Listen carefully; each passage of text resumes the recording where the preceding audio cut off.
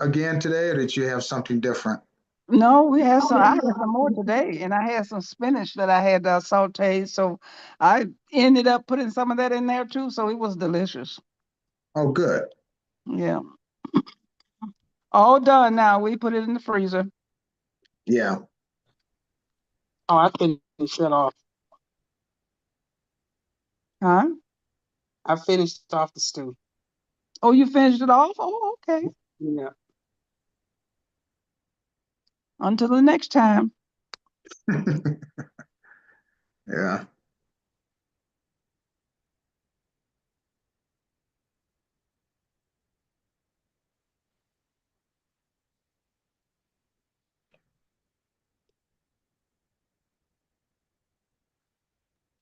Hopefully you won't have any issues with showing your video tonight. Yeah, Yeah. Antoinette gave me a tutorial this morning, so I think Oh, we're great. good. Okay. Yeah. Yeah, I think I'm okay. Hello, Corinne.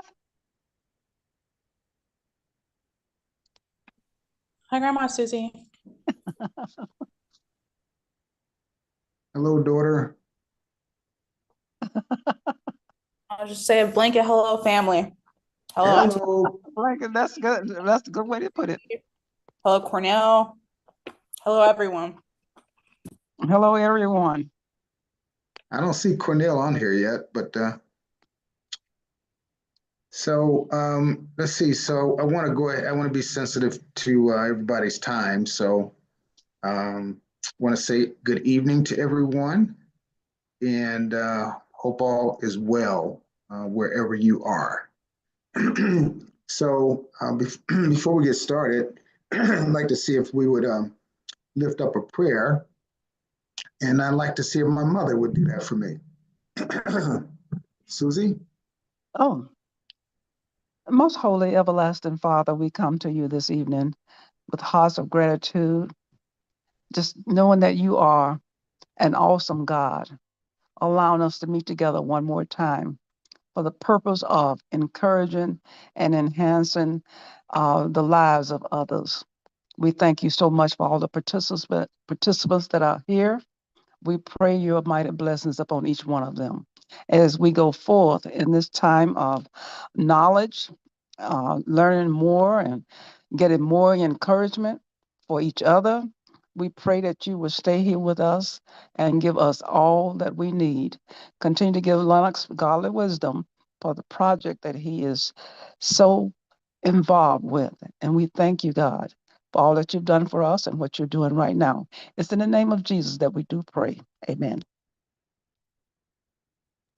Thank you. You're welcome. And so we welcome to the final class, the Bible plus business, connecting the dots, an entrepreneur's view. That would be me. And so for those who are joining us for the first time, the photos illustrated here are some photos of a project I did in the Inglewood community called Bernard Place. And I was in partnership with St. Bernard Catholic Hospital, where we built and sold 45 new homes. Okay, we're going to go ahead and do the slideshow. And so here we are. I'm going to dispense with some of the details here that we've covered in the previous 3 classes. I want to encourage those who are joining for the first time to, in your leisure time, to visit Quinn Chapel's Facebook, and you can see the previous 3 classes where I dive a little bit into about me and my companies, my why, some of the hopes that I have for the class, etc. We won't spend as much time with that here tonight because I want to get into the essence of our class. So as a recap from class number 3, we talked about discipline, using a movie trailer about Stephen Curry, the highly regarded point guard for the Golden State Warriors, who's considered to be the highest three-point shooter in NBA history. So from that video, we gleaned principles related to discipline, determination, consistency, commitment, tenacity, and having a don't quit attitude. We agree that these all matter for kingdom building work. Discipline was our key word of the day last Wednesday, and we shared the thinking that it becomes easier to maintain discipline when we remember our why, the why we're doing something. We talked about being willing to bet on ourselves, and so I'm a big proponent of that.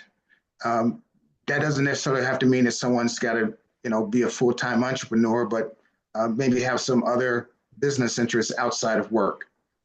We talked about quitting. Sometimes that emotion will surface in our lives, and we feel like giving up. But because we're children of the Most High, we know that we have to persevere. And one of the things I've encouraged in these classes is reading some books and eating off of some positive energy. And then we also are working with the realization that God promised never to leave us nor to forsake us. So I'd like to now go to our video. And I think I have that down. So you guys will bear with me. Okay.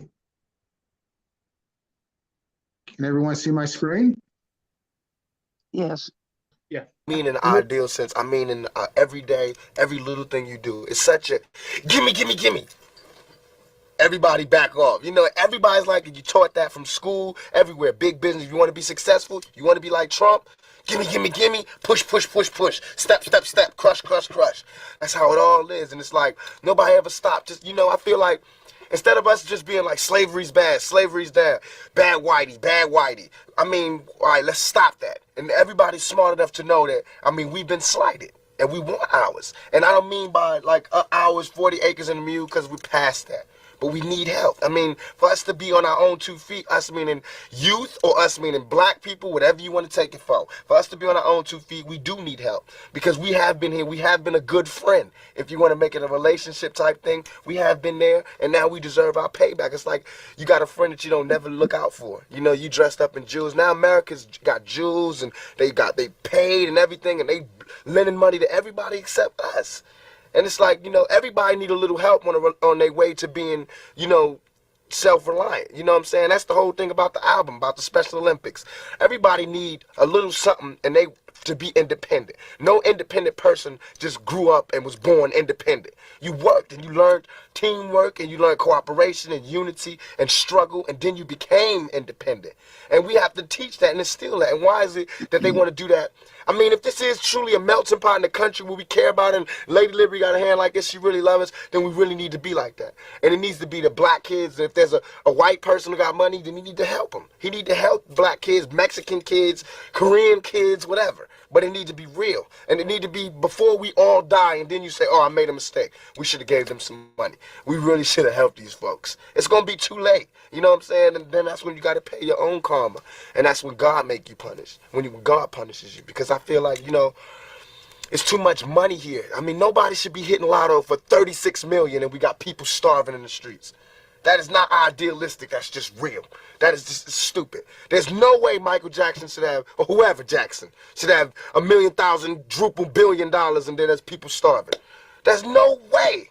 There's no way that these people should own planes and their people don't have houses, apartments, shacks, drawers, pants. We say to people that say, well, they earned it. Now you go out and you're earning it. If they earned it, then I think that's good, and I think that they deserve it. But even if you earned it, you still owe.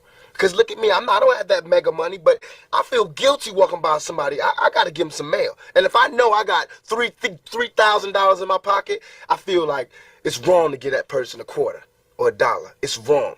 Only you know what you got in your pocket. And that's wrong. No matter what they do, if they take it and drink it, they take it and drink it. But, You understand? And we all know how hard it is, and it's not about if you good or you bad.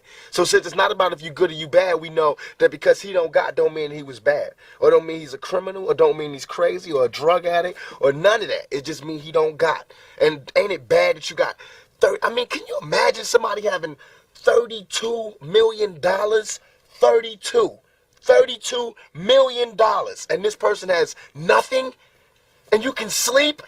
You can still go to the movies about, and then these are the type of people that get humanitarian awards. Millionaires. How can they be humanitarians?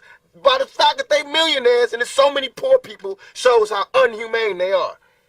You know what I'm saying? And that bugs me. Not saying that when I'm never going to be rich, and I'm never, you know what I'm saying? But I'm saying it's a struggle, and I think everybody deserves. And I think there's a way to pay these people. I think there is a way. It just takes to be revolutionary. And it takes to do something out of the ordinary. You know what I'm saying? Like, I think that if we just said, okay, I got an idea. No more porno buildings. You know what I'm saying? Let's build houses. Or no more polo games. Let's build houses for poor people. You know what I'm saying? Or, look, okay, I know you're rich. I know you got $40 billion. But can you just keep it to one house? You only need one house. And if you only got 2 kids, can you just keep it to 2 rooms? I mean, why have 52 rooms and you know there's somebody with no room? It just don't make sense to me.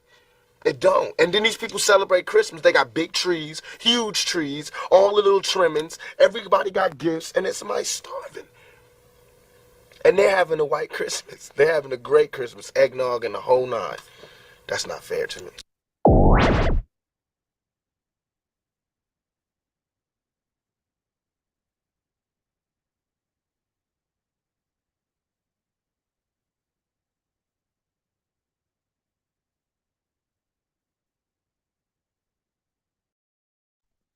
So how about some feedback?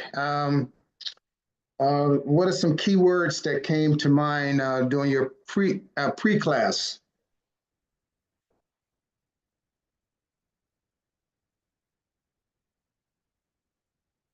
Anybody want to share? Can you say the question over again, please? Yeah, so leading up to tonight's class, an email went out asking everyone to look at that movie trailer we just watched and to see if you could guess what keyword we're going to be using for our class tonight. Anybody have any guesses? What about compassion? What's that? Compassion? Compassion, great word. Capitalism. Capitalism.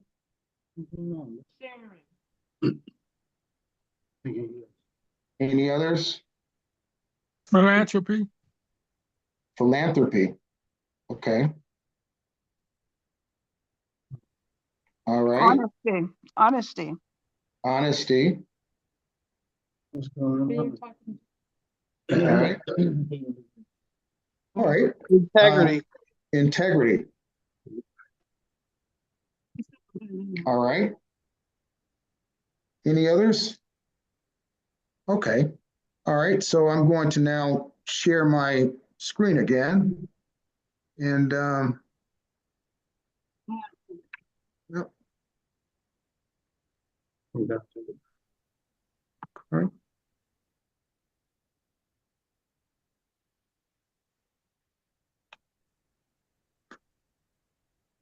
So we covered that. So the word I picked was legacy. And,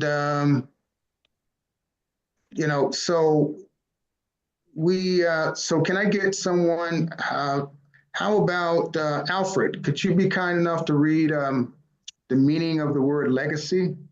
Absolutely. Thank you. Legacy, meaning what we leave behind after death. It can refer to a person's actions, values, or possessions. Synonyms: consequence, heritage, effect, outcome. Antonyms: that which displeases God, contributes to negative outcomes. Yeah. So thank you. So the word legacy came to me because part of what Tupac was advocating was being concerned about others and trying to make the world a better place after we're gone. And he was raising a lot of questions around how, back in the 90s when he did this, when he recorded that video, kind of thinking about how self-centered we are with our resources. And I'm just wondering, did you guys sense any similarities to our current day reality? Yes. Oh, yes, of course. Yes. Yes. So instead of talking about millionaires, as he was talking about today, you notice we're now talking about billionaires. Yes. Yeah. Isn't it interesting how, I guess in 10 years, we've been talking about what, trillionaires? Yes. And it's like, what's the point, right? What is the point of all of the money? And so I wanted us to really think about our legacy. And part of what we're going to continue with here now is will revolve around that word, what we leave behind after death. And so we have here, what are we contributing to God's kingdom? And I'm not saying that everyone here has to become an entrepreneur to be a contributor. There are a host of ways to contribute to God's kingdom based upon where we sit in the world. And so I love this Greek proverb that says, a society grows great when old men or people plant trees in whose shade they shall never sit. And so if you plant a tree, 9 times out of 10, depending on the type of tree it is, we won't live long enough to see it grow, unless perhaps a tree was planted when someone was a baby. But invariably, the thinking here is that a society becomes great when we invest in people and things that last, that will outlive us. And that's that whole idea of legacy again. So tonight's class in that context is about a call to action, and that's my call to action for you, for each of us. And I'm raising a question here.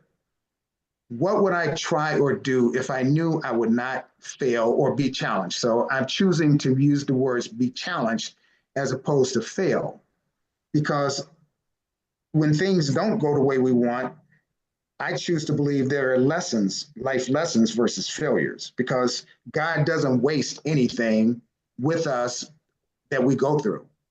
And so I use the word fail only because that was part of the quote, but I'm really asking us to focus in on being challenged. And so what do you guys think about me pushing this notion of a call to action for each of us?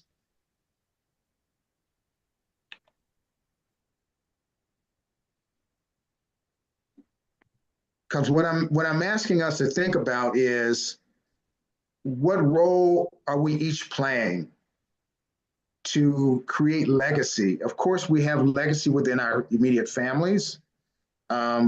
We have legacy outside of our families. And so 2 Corinthians, 4th chapter, 17 through 18 says, so we're not giving up. How could we? Even though by the way, this is the Message version. How could we? Even though on the outside, it often looks like things are falling apart on us. On the inside, where God is making new life, not a day goes by without his unfolding grace. These hard times are small potatoes compared to the coming good times, the lavish celebration prepared for us. There's more, far more here than meets the eye. The things we see now are here today, gone tomorrow. But the things we can't see now will last forever. And so again, it's getting back to that notion of legacy. What things or what contributions do we want to assign to our legacy as a response to our lives on the earth? And so that's why up at the top, I asked the so what? What's the so what of these Bible classes? Each of us has devoted at least an hour of time for what is now 4 weeks. And so why does it matter? And I use this quote by Henry David Thoreau: live the life you've imagined. And I think that's what the Lord wants us to do. So, here's another question. Why not you? Why not me? The word says, for I know the plans I have for you, declares the Lord. Plans to prosper you and not to harm you. Plans to give you hope and a future. Jeremiah 29:11. And so, do you guys ever feel like you're excluded from the idea of doing something special in the world? Can I get anybody that's brave enough to share some thoughts around that? I don't think I'm excluded from doing something special in the world. I think it's I think it's part of life's journey and, finding that purpose to figure out, what gifts that God blessed you with and how you want the world to receive it. So Thank you, Cornell. Appreciate that. sure. So what you see here on the screen are two books, that I've read. They're really cool books. The one titled It's Never Too Late is a really small little book in size.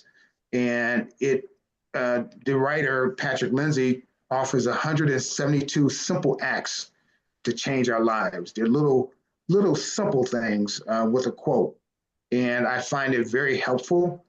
And then the book here titled Bend, Not Break is a book that I've read written by a Chinese writer who immigrated from communist Red China, overcoming horrific circumstances while in the US. She then becomes a software innovator and CEO of her own company, Ping Fu.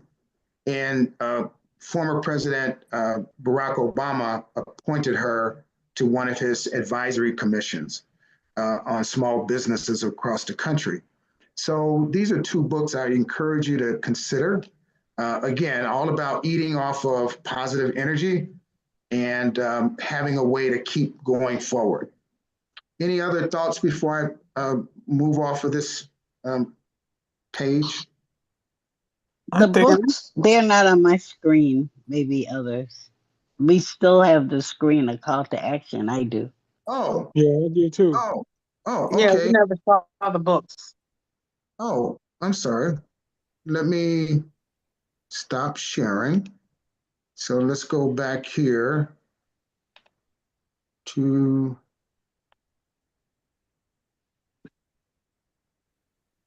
how about now? It's loading, it seems. Okay.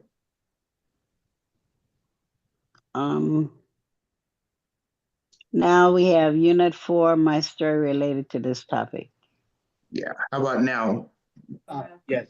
Yes, okay. Okay, cool. Yes, yes. Okay, great. So these are two books that I encourage you to consider, but I just wanted to make sure I leave space in case anyone else wanted to share a response to this question, why not you or why not me? I can say that for me, many years ago, before I decided to jump out here as a business owner, it was scary. It was very nerve wracking. And but I had been around through my job, previous two jobs at that point. I had been around business people. I had been around Black business owners as well. And I would sit and talk with them sometimes when they come into the office. And that's how I kind of got inspired and encouraged and built up my courage to take a chance. And I never forget Batiste Construction Company out of South Bend, Indiana, a Black-owned construction general contracting company. The father had his three children, two sons and a daughter in the business, and they were my general contractor on a $15 million project that I was doing for the company I worked for. And I watched them, and I got acquainted with one of the brothers who's now deceased. So it's the dad. But, again, feeding off of other people that represent models of someone you might want to sort of emulate. Anybody else care to share? Okay. I think for me, I think we have to not look down on small beginnings. I think that a lot of times when people think in terms of entrepreneurship, I think we've lost our ability to really first appreciate where we're at before we can get to that next level. And Yes. I work with a lot of businesses to help to build capacity for those businesses. And one of the things we look at is the SWOT analysis, where you look at your strengths, you look at your weaknesses and your opportunities or threats, and you looking at not only just where you want to go, but you're also looking at your strengths and where you're at right now, and then surmounting those obstacles. The first thing that I think is attitude of gratitude. Yes. To wake up every day appreciative of what you do have. I think we put so much emphasis on trying to attain that we lose fact, and I think God will bless, those appreciative, type of efforts and prayers when we can, they said be appreciative or faithful over little, then he'll make you faithful over much. So Yes. I definitely try to emphasize being appreciative of what is more so than what's not. Great feedback, Deborah. Thank you for sharing that. Anybody else? Anybody else want to share? Okay. All right. There's definitely value in smallness. And so I think that it's very important to not, chew off more than we can eat, just take a small bite. Start small with an idea and get some success with that, and then sort of build from there.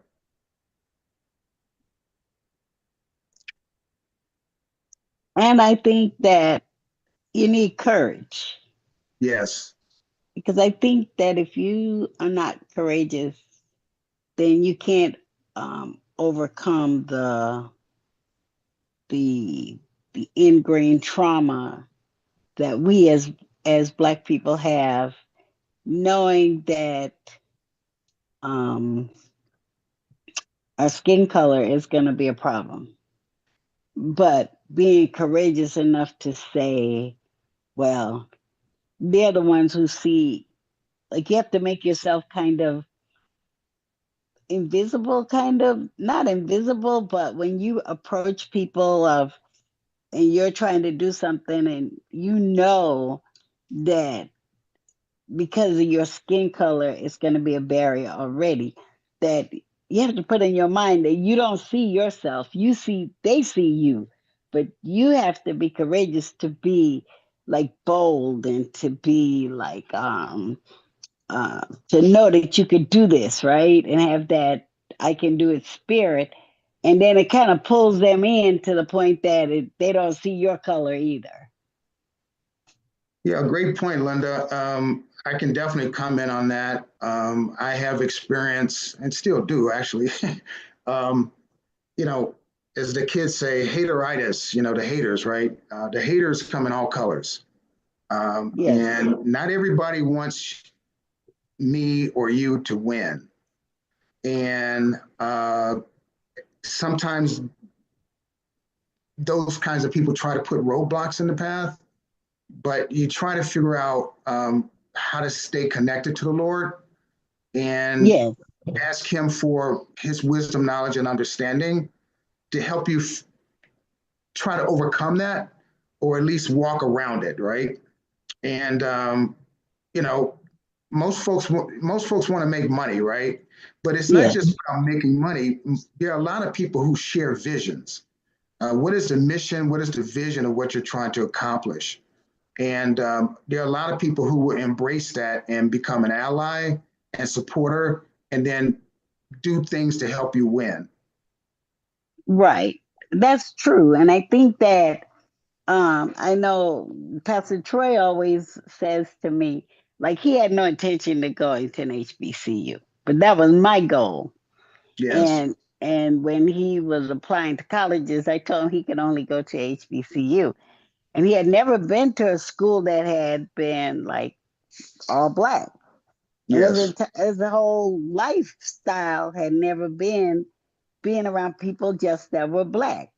Yes. So he couldn't understand why I wanted him to go to in a situation like that. But my experience of being in an all black situation, but then then finding the courage to integrate the school and to put myself in an all white situation where I knew my skin color was always a barrier, and I felt that the way that he could be successful was to spend a portion of his life in a place where his skin color didn't matter in an all black college. Nobody reminded you of who you were. All you saw were your beautiful black people. You saw beautiful black women becoming educated. You see a whole world that you could belong to, that you could find the courage and you could do what you did, Lennox. You step out because your color is not an issue because you had 4 years training ground to say, I am somebody. Forget you guys. And it kind of like to train you up to go ahead and then build that legacy without coming along with that ingrained trauma.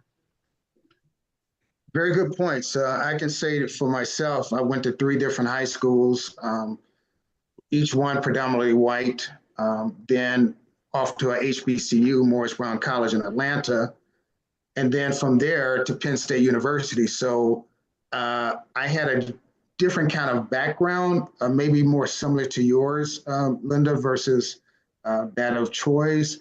But I will say that my time at Morris Brown College and HBCU really helped shape my self-confidence and self-esteem, to make me feel like I could do something special in the world. So here on the screen, you guys are still with me, right? Unit 4, my story related to this topic. Yes. Okay, so for those of us who follow football, you will all understand that the 50-yard line is the midpoint of the football field, right? Okay, so Right. I've always been motivated to do what I can to set my children up to start at the 50-yard line, minimally, as opposed to in the end zone. If I can give them a good running start, they may be able to save some time while pursuing their dreams and establishing their legacy while here on earth.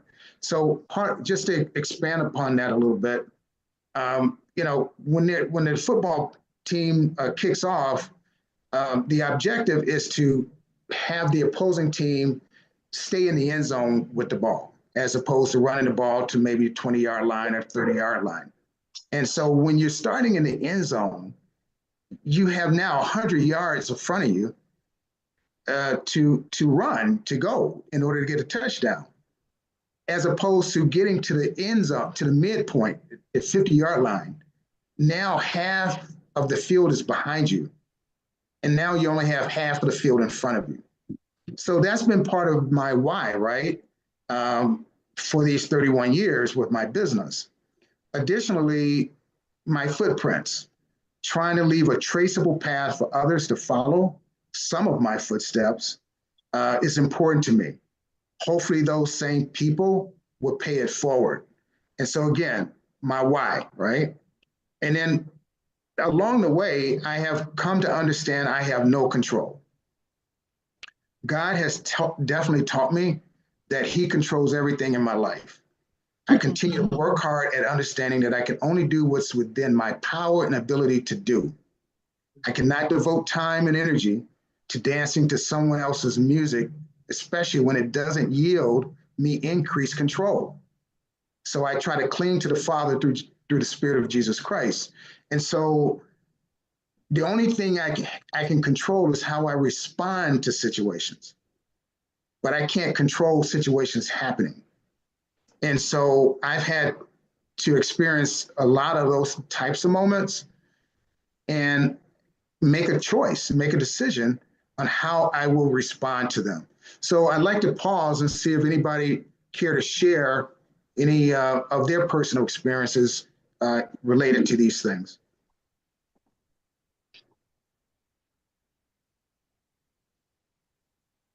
Can you repeat the question again? Yeah, so in terms of what we have on the screen, Irvin, have you ever felt like you had no control of something and then you had to make a decision as to how you responded to it? Has anything ever happened in your life that you didn't necessarily cause for it? It just happened and now you have to decide how to respond to it. Yeah, well, I got laid off from jobs like 2 times. Yes. And so I just did the best I could with was to start sending out resumes, and that's about it. Just did the best I could. Yeah. Yeah. Well, thank you for sharing, Irvin. So age is just a number. I think we remember a song some years ago about that. You will recognize this face, right? Colonel Sanders, KFC. He started his business at the age of 40 years old, and he didn't have success right away. It took him a minute to get his ingredients set up and to work through some other details.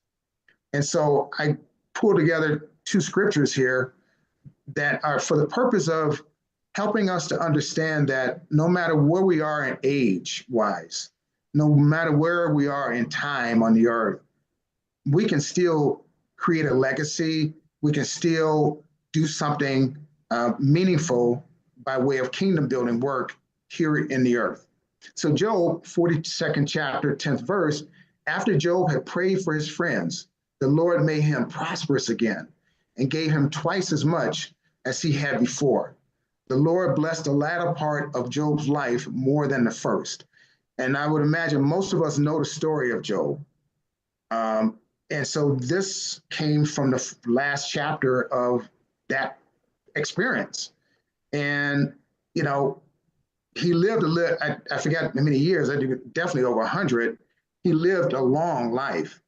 And then Ecclesiastes, the 3rd chapter, a time for everything. There's a time for everything and a season for every activity under the heavens, a time to be born and a time to die, a time to plant and a time to uproot, a time to kill and a time to heal, a time to tear down and a time to build.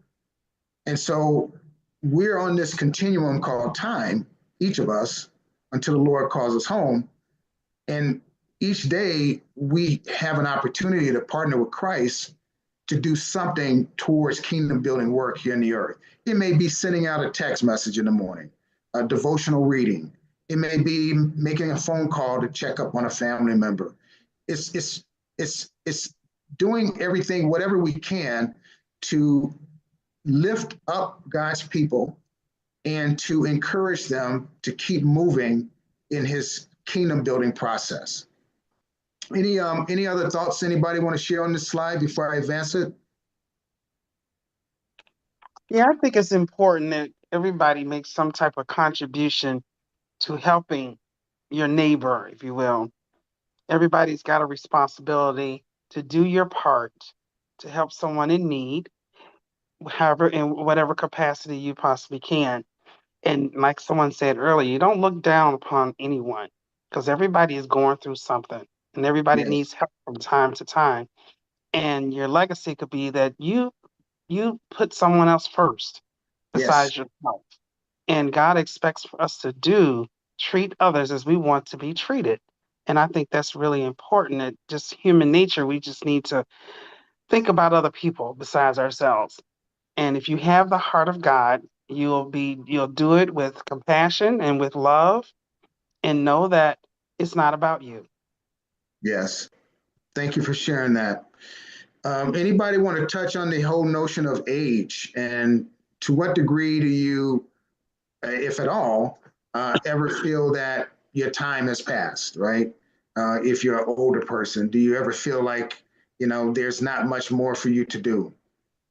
Hi there. I can speak to that. This is Rhonda. Hi, Rhonda.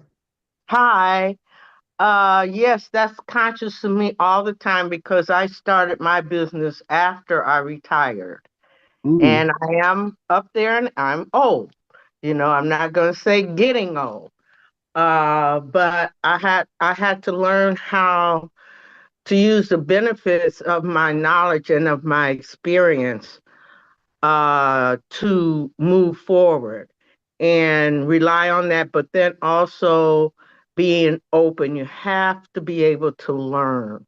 No matter how much you know or how much you think you know, there's still, especially when you're going into business, it's a whole nother ball game.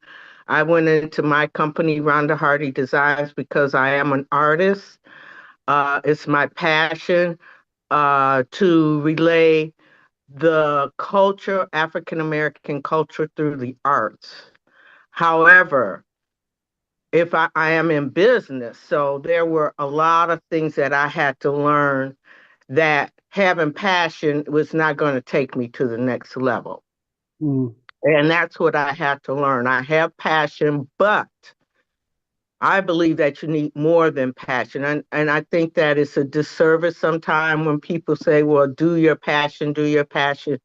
Yes, that undergirds you. It undergirds me to keep on doing even at my age. However, you do have to have those basic skills in running a business.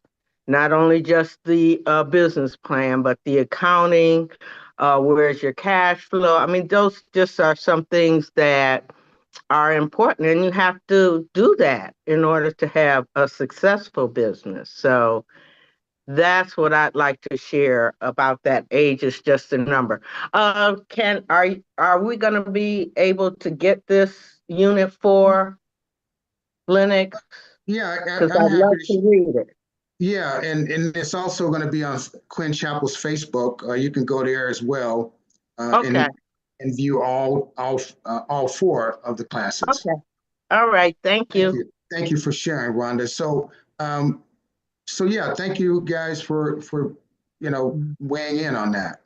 So here's some folks who have done some pretty amazing things and are doing some amazing things.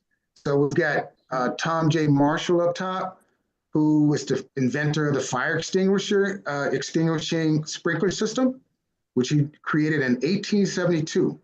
And then I put up some more contemporary or current day folks for us to applaud. We've got to the right a Nigerian American, Toby Awatonda, who is a tech entrepreneur. In case you're not aware, many of you are familiar with Calendly. It's what it is a scheduling software.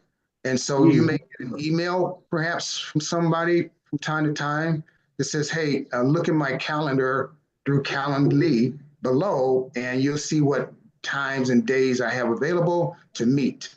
And you can then reserve or book your time with that person through that software. And you can see he's done very well. He has an incredible story. He was very broke at the very beginning, and it was a big struggle. Then we have a woman, Erin Riddick, who's the inventor, founder, and CEO of Chat Black GPT, the first AI-driven platform dedicated to empowering, educating, and enlightening individuals by providing culturally aware and inclusive insights into Black history, culture, and perspectives. So this is a young woman, who is knocking it out the park. We all hear about artificial intelligence, but she is bringing that into the space for, relative to the Black community and making a platform available for gathering information that is specific to telling our story. And so I have a question here to the right. Will they know we were here? And when I say they, it's all of the people who will survive us, right? We're each going to die. and presumably there are going to be people who won't die. They'll still be here in the earth. And so will anybody know that we were here? And so that's a question that I think about, perhaps you as well. And it's something that we want to always think about, because what we do for the Lord is the thing that's going to last the longest, and that's pouring into people and trying to lift people up. Any thoughts on this slide before I advance it? Okay.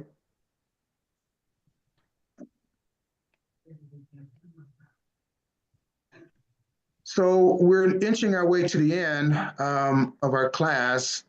And so in terms of going forward, I think this is a wonderful quote. Tanya, can I get you to read this one?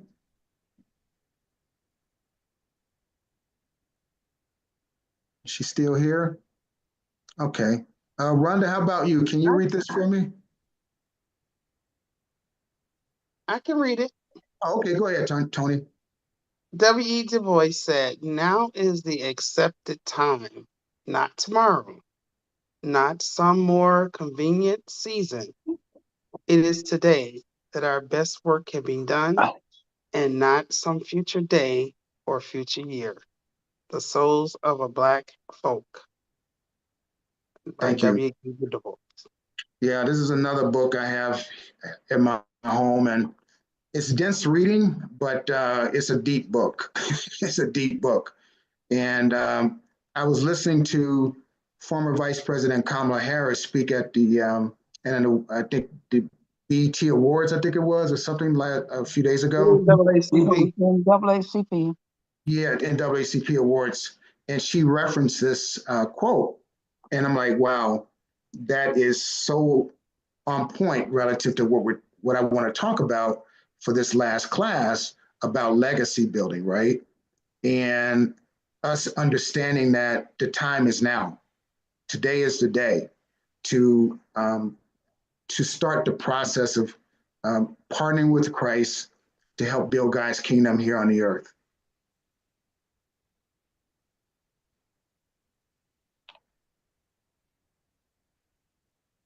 So this is another one that, another quote that I, spent some time thinking about. And Corinth, could you read this one for me? Sure. When I stand before God at the end of my life, I would hope not to have a single bit of talent left. And I say, I use everything you gave me. Chadwick Boseman. Thank you. And we all, I think it's fair to say we know who this is, who he was. He's with the ancestors now. But he's a guy that made a big contribution while he was here. He did.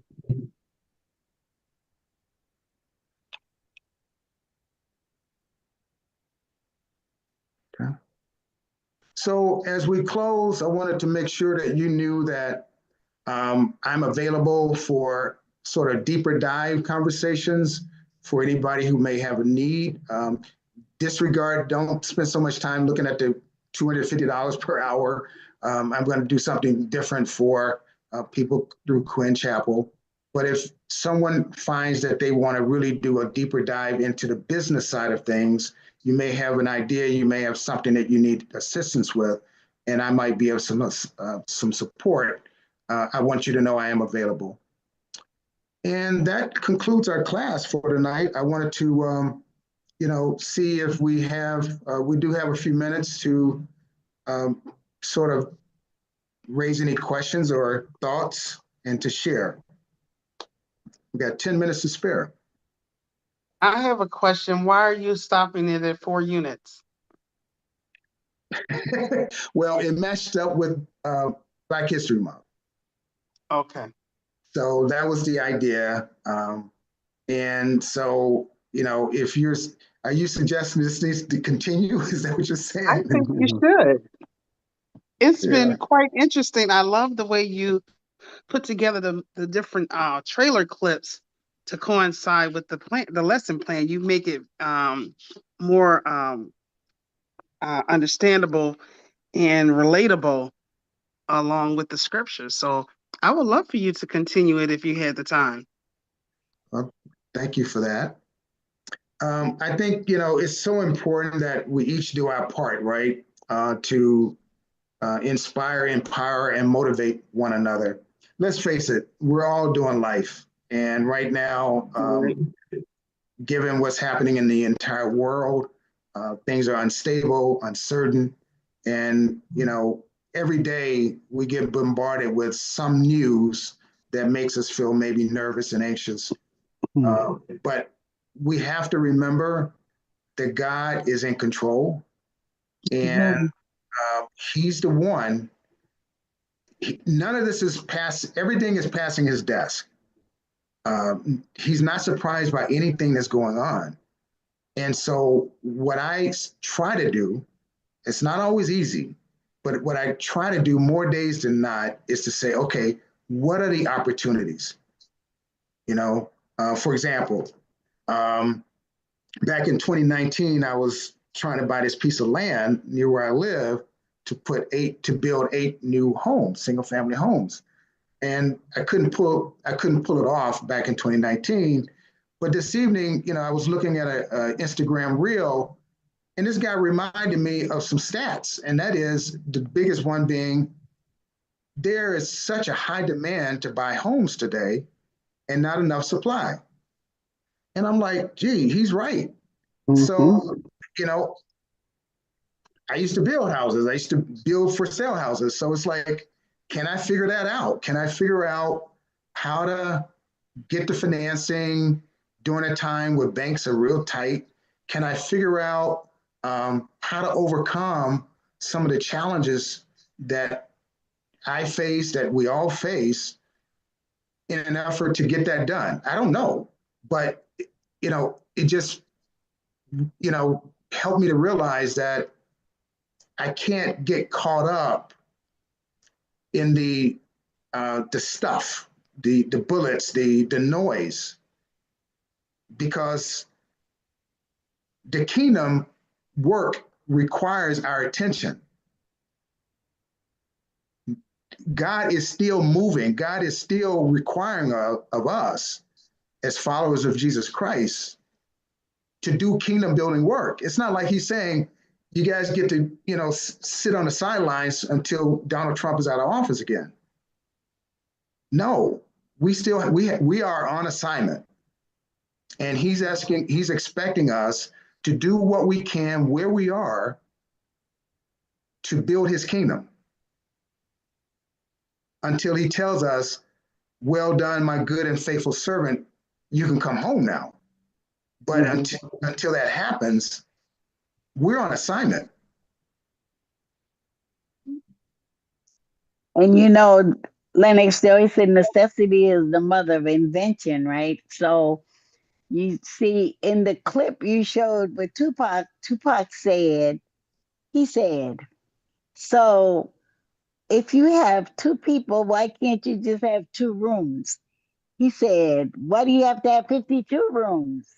And that in itself, there's an idea that, okay, maybe there could be some kind of modified housing that people could have, right? Because there are so many people that are, house poor and need housing, and so that was so profound when he said, so you have 2 people, why you only need 2 rooms, or why you need 52 rooms? And it's true. And that there's, because of now that so many people, there is a need for housing that doesn't have to be a sprawling mansion. It doesn't have to be that, you sleep in 2 rooms and then you have 4 rooms just to do things in. I mean, like Alfred and I, we had almost 4,000 square feet in Florida, but we had a huge house.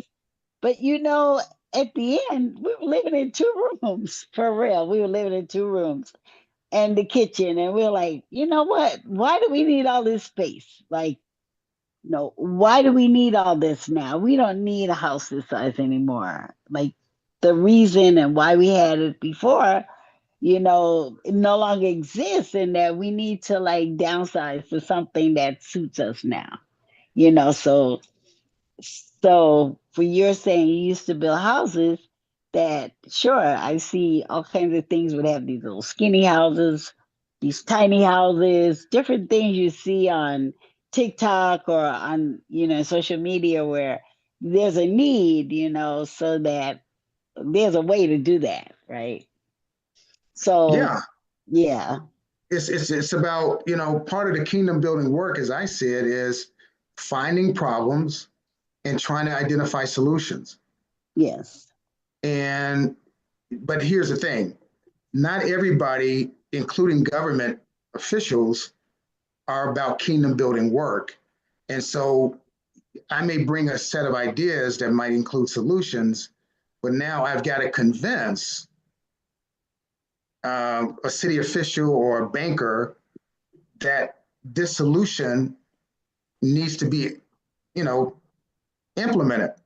And so that's part of the challenge yes, in terms of what I do as an entrepreneur, is trying to convince folks that this matters, and trying to convince them that it matters in the Black neighborhood. yeah, So that's two things: trying to convince them that that it matters, and then trying to convince them that it matters in the Black neighborhood, or, you know, Black and brown neighborhood. So it's you know, but again, my job is to plant the seeds, and God knows I've planted a lot of them, and I've tried to water them, but I'm waiting for Him to provide me a harvest. But you know, I think it's important for us all to understand that it's about that tree, right? I said earlier, planting a tree and understanding we may not get to sit in the shade of that tree, given where we are in time on the earth. But that shouldn't stop us from planting trees. So I think that's a good place to stop, unless anyone has any further questions, any additional questions or thoughts. What trees are we going to each plant?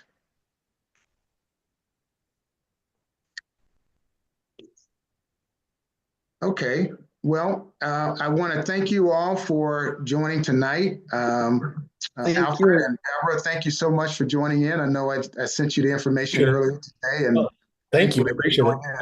It was a great session. Thank you. And Felix and Melanie, I hope that everyone has gained something from these last 4 classes. And you know, if there's something I can do to help, please feel free to let me know. In the meantime, I wish everybody a good evening and a sweet night of sleep. thank you. Thank you so much. Thank you for your Bye-bye. Thank you. Bye-bye.